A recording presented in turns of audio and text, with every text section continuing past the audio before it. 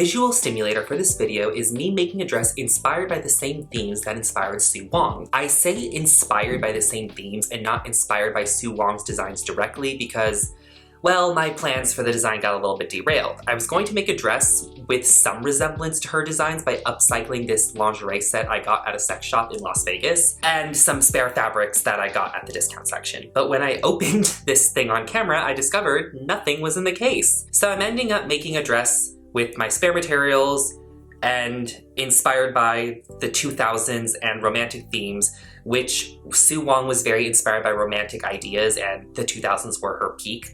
And, well, that's what I'm going along, just the same inspiration trails she followed along. And if you're upset it doesn't look like a Sue Wong dress, well, I don't have the money or time for the materials to recreate it, so deal with it. Have you ever been in a thrift store and found something so beautiful, and you look at the label and you wonder what was this brand or what was this person? I think many people are wondering that exact same thing now when they stumble upon a Sue Wong dress, either in a thrift store or maybe some resale website like ThredUp or Poshmark or eBay.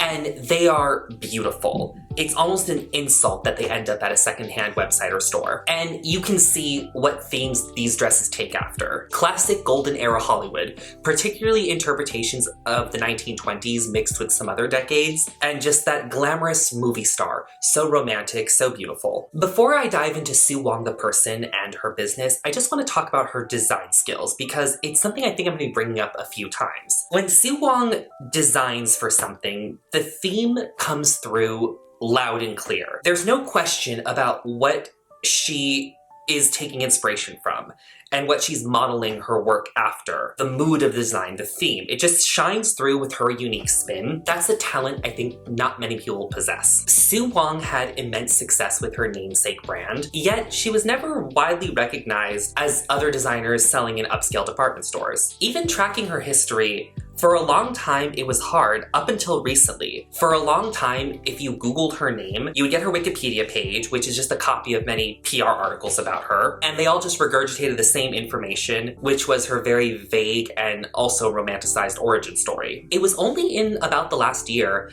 that Sue Wong herself actually emerged from her enclave and became more open about herself in a series of interviews. For a long time, the only media appearance people recognized her from was when she made a cameo on the early season of America's Next Top Model, and in it she plays this like glamorous, indifferent, better than thou persona, and I love it. It is so fun. I had to stick my iPad to the screen to record it, but you'll see it. It's so entertaining. I'm Sue Wong. I'm a designer of very dramatic, glamorous evening wear.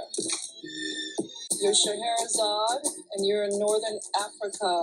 You're an exotic Mongolian princess. Oops, a little tipsy, a little rough landing. More elegance, more gracefulness. You're going too Egyptian on me. Can I just go to a dinner party, like, where she could just act like that? In truth, Sue Wong was a staple in the Los Angeles fashion industry, and she had her name out there on quite a few celebrity red carpet appearances. So why don't we know about her more? I think there are a number of reasons. Well, when she first actually got famous, she was older, so I do think ageism plays into it a little bit. And it was just assumed she was, I think, already famous for quite a while. And yes, she was in the industry for a long time, but people just looked at her, saw that she was, you know, a little up there in age, and I think her designs were more antique inspired, just assumed that, like, already enough was known about her to begin with. And at the same time, due to a rising boom of interest in the fashion industry, jobs and college enrollments rising, we had Project Runway winners like Christian Siriano making waves in the industry. And he was only 21 when he won Project Runway, and I think it's just assumed anyone who's making a splash in the industry now are newcomers who are young, not people who have already been doing it for a while, just in other ways than what currently is getting their name out there. Another reason was the positioning the Sue Wong label was in. She was in that kind of rare space of luxury fashion that was accessible and sold to the higher and middle class, but her dresses were being worn on red carpets alongside brands like Versace, Dolce & Gabbana, and Valentino. They were also in Macy's and relatively affordable, kind of like how H&M occasionally makes high-end clothes for celebrity red carpet appearances like the Met Gala. Yes, really. And I think because that Sue never got the proper coverage because she was kind of here, there, and everywhere, and at the time fashion media was so simplistic that because they couldn't box her into something, she just wasn't worth looking at. And looking into her background, it makes sense she would have a label that would be seen on red carpets and also could be found in a department store in any mall in any town, because her work history in fashion is so diverse and she really just did everything. So I also think, in addition to ageism, the reason why she never got proper, recognition was, well, her history in the industry wasn't as glamorous, wasn't seen as attractive. It wasn't the Emily in Paris kind of story or the Sex and the City kind of story that people were really looking towards at the time as like the origin story of a famous designer. That's the thing. For a long time, Sue didn't lie about her background, but she kind of mythologized it. And it's so sad that so many important details about her that I think are inspirational were kind of kept away, but I get why she did that. Sometimes to get recognition and respect, and there's financial incentive in that, you have to clean up the origin story a little bit to make it more sparkly, to make you seem more competent, like, success for you is just inevitable. It's how companies survive. Just look at startup founders that are now in prison, who were once on the Forbes 30 under 30. If you have a LinkedIn account, then you probably did something similar. Don't lie to me. But recently she has said that her story in the fashion industry had many twists and turns, and I love it. So let's get into her history. Can you guess which country she was born in? Sue Wong was born in 1949 at the peak of the Maoist revolution. In the provincial village she was born in, it actually dates back to the 16th century, and at the time she was born, she said little have changed a bit since then. But interestingly, that area was also known for sending their village people to America in the mid-19th century to help build the rail lines in California, including Sue's great-grandfather. So he went there to make money and then he returned there. Sue grew up in a Taoist family, and apparently there was like a big Taoist temple in the town which was repurposed as part of the headquarters of the Communist Party. She said in her town they took away cooking utensils so people couldn't cook, so they had to go to like the common eating area, the mess hall, I guess it's part of, communist reorganization. And her grandmother kept a young Sue alive by chasing rats and cooking them in a pan fry, and her mother was assigned to work in the woods, and her mother also trapped mice.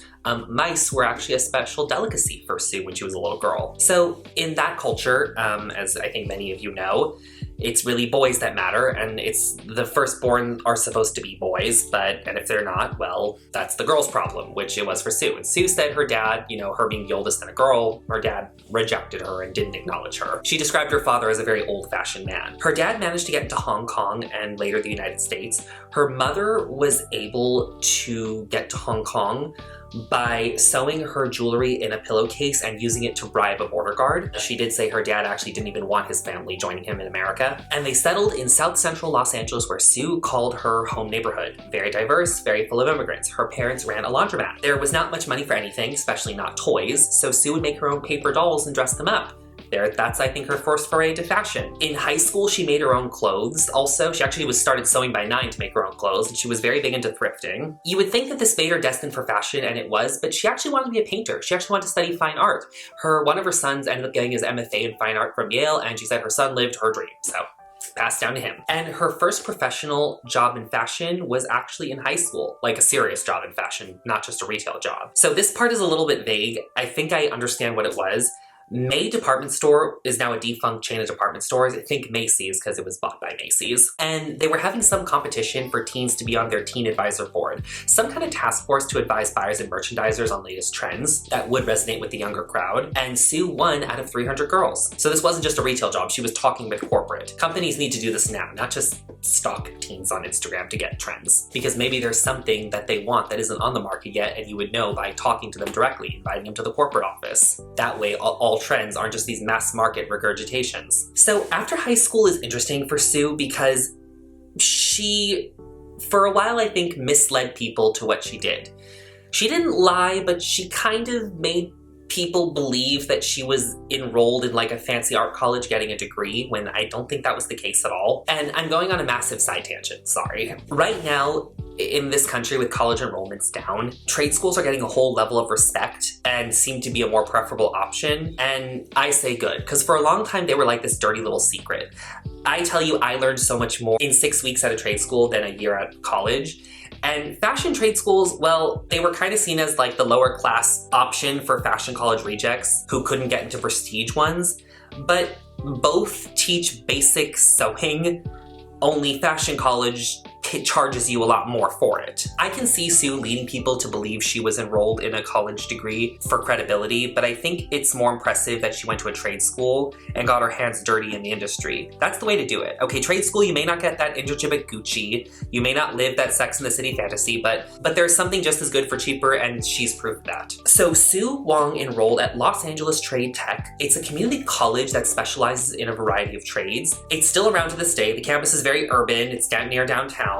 It's not the most glamorous compared to other fancy fashion and art schools in the Los Angeles area, and there are plenty of them, but it gets the job done. It's maybe not as pretty to say that you're going to study fashion and sewing at a place where people are also there to study plumbing, but Sue made the best of it. So again, like in high school, a fashion brand was having a competition for students to be mentored by a lead designer, and when that kind of opportunity comes about, you probably are going to be sleeping in that office. I mean, if you want to be successful, you'll be the lead designer's footstool. Get your ego out of the way. So that company was called, I don't know if it's Arpeja or Arpeja, Arpeja.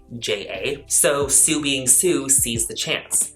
I don't know how, but she was hired there and worked her way up the corporate ladder, and she herself became a lead designer. So by the time she was 25, she was making six-figure salary, and under her guidance, in 3 years, Arpeja grew from about 5 million in revenue to 50 million in revenue. I think what happened is she helped Arpeja expand out to other kinds of things, like kids wear and other evening wear. I'm not entirely sure about that though. And here's a quote of her on her experience working there. I remember sitting at her antique Singer sewing machine. It was a little red sewing machine. I presented her with ideas and conceptual sketches for silhouettes every single day.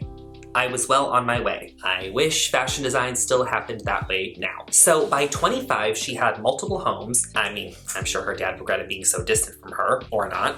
I do wonder if maybe that drive was in part because of a rejection from her father and a way to prove him wrong. Definitely not a typical origin story of someone who went to a trade school and started working at a sportswear brand. Sue actually still has many homes now. One of them she doesn't have anymore, but it was actually quite locally famous, and I'll go into that later. I don't know how many homes she actually owned total. A lot. She owned a lot of different homes. So I don't know how many that comes total. At one point, she left Arpeja to open her own boutiques. Her first one was in Venice Beach and then later on West Hollywood. There's not much information on it. I don't think the boutiques were successful, and she later on returned to Arpeja. So this is where things get a little odd. I'm doing a lot of speculation here. In her second time at Arpeja, she headed this sub-brand called Young Edwardian. Young Edwardian was, well, what it sounds like, an interpretation of historical style dresses, seemingly in the very prairie style. I guess now we call that cottagecore. These don't have any similarity to the Sue Wong label, but I wonder if there is some design DNA ancestry with Sue Wong taking historical themes and using that as inspiration and interpreting those for modern designs. In 1985, Sue Wong started her label, Sue Wong. Now, to be clear, the Sue Wong brand actually had 2 iterations. So there was Generation 1 and Generation 2. Generation 1 either never had much success or possibly never even got off the ground to begin with. There was one report that it was grossing in $2 million, but I don't know if that's trustworthy, and I think that might be misconstrued with Generation 2, so not much about this time is known. The problem was Sue started this label in the wake of a divorce, which left her financially devastated. She had to sell her home. One report said that she started the Sue Wong label the first time in 1985 with almost $400,000, and she said she partnered with some untrustworthy business people. I don't know how long Generation 1 Sue Wong lasted. Either way, it was a bust. And after that, I'm actually not sure what she was doing. In 1999, she made a resurgence with Sue Wong Generation 2. I think at this point she remarried and her new husband helped her. I don't know how much. The amount she started this second time with, it was like $100,000 and some dollars. This time, it was a huge success right off the bat. Why? I don't know what she did differently from the first time, but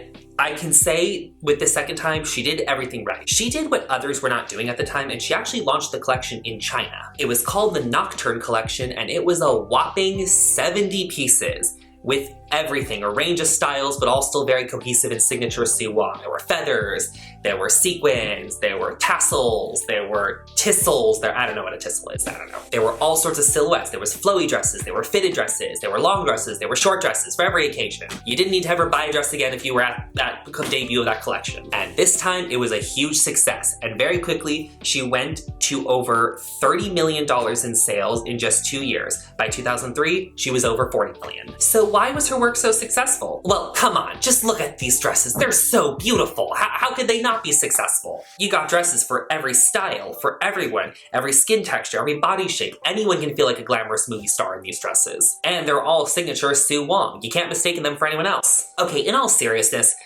just having a beautiful dress doesn't make you successful.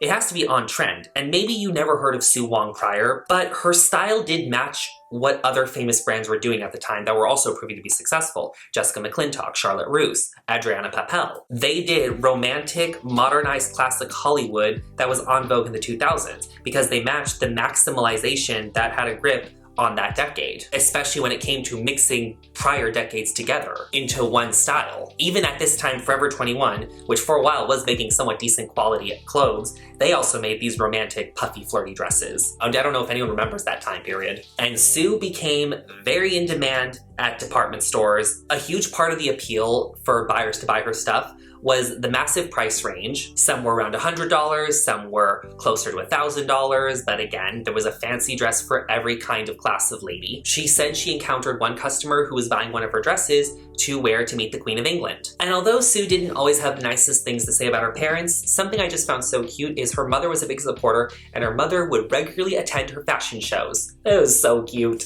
So Sue was having this huge success very quickly, and yeah, she was being written up in fashion publications, but I don't think she got as much coverage as she deserved. Yeah, being a guest at the peak of America's Next Top Models fame was an honor for that time period, and I guess showed some legitimacy in the fashion industry. But come on, no guest spot judge on Project Runway? I don't think she was a guest judge. But why not more coverage? Why is it so hard to find information on her? Besides little bits and pieces all over the internet. She had showrooms in New York, in Los Angeles. She had a swanky, nice office in Los Angeles' Koreatown. Each collection was a huge hit, so diverse yet so cohesive. And again, I think she didn't get the recognition because she was older, and she had been in it for a while, and she'd done so many other things. Her story was just not as consumable in a small press release article, and she just didn't have the right background. The aspirational origin story. In the 2000s, up and coming didn't mean an older woman who had kids. But I'm sure Sue wasn't crying about it. The brand was doing just fine, reaching a peak of $70 million a year in revenue, worn by stars like Taylor Swift and Anne Hathaway. She was a fixture in the Los Angeles fashion scene, and a much needed one. Why? Well, what I'm saying, maybe it's not really relevant now since a lot has changed, especially since COVID. But if you want to do like high-end glamour and more artsy, fine art kind of fashion, you went to New York. Los Angeles was seen more as like for sportswear and casual wear, like stuff they wore on the hills.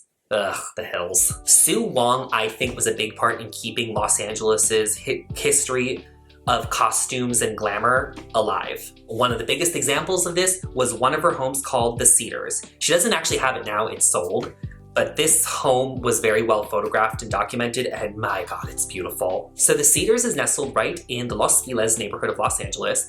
It is 13,000 square feet. It has 10 beds and 12 bathrooms, and was listed in 2024 for $32 million. It was built by French movie director Maurice Tourneur, sorry about that. And it was built in 1926. And Sue kept the cinema history alive in the decor. I think this decor is exemplary of her design talent. You see the eras she's inspired by, the cultures, but you wouldn't call this stuffy, stodgy, tacky, kitsch that a lot of other antique style homes can be prone to being labeled as. A side fact about her, she owns quite a few properties in Hawaii, and she bought one piece of land because it was at risk of being sold privately, and it was an indigenous heritage site. So she bought it to preserve as an indigenous heritage site. That is amazing. So as the 2000s turned into the 2010s, Sue was doing fine, in part because she was very prolific, quality pieces, so many of them churned out, but she wasn't fast fashion. But also again, her passion was not just for fashion, but also I think just for culture in general. For example, in 2016, she was showcasing at LA Fashion Week and she had an after party. But this wasn't just like a self-congratulatory after party. This was like an event. She had a bash of 300 people coming there. She showcased other artists in all sorts of ways. So this was like a cultural moment. And when Sue Wong does something, it's big and beautiful and bold. Even in person, how she carries herself and behaves, you can see that. You know, she's always performing something very interesting. Like, here's a piece written about her and what it's like to meet her in person. Sue Wong is a study in contrast. She appears petite, yet possesses a commanding presence and grand energy that fills an entire room. While there is power and strength in her designs, there is a romantic fantasy and poetic lyricism that informs her work. And I think Sue emulated that when talking about her design philosophies. Here's just some quotes. At our core, we are feminine and masculine like yin and yang. I infuse my design work with a very powerful, universal yet esoteric spirituality. I strongly believe that pure art accesses truths that are a strong catalyst to healing. I don't know when the Sue Wong label ceased operations or what capacity it's still working to now. It was still going strong in 2019. In 2019, she was receiving an award at the Metropolitan Fashion Week for Designer of the Year. And of course, she showcased her designs, and of course, you know, this fashion show could only be a Sue Wong fashion show, just look at it. But now she has resided to other projects like writing a book and making a biopic about herself. But overall, just bravo to a woman of just true inspiration and glamour. Okay, here's the final result for my dress. If you don't like it, actually this dress I made a while ago resembles her work a little bit more. Anyway, let me know what you think.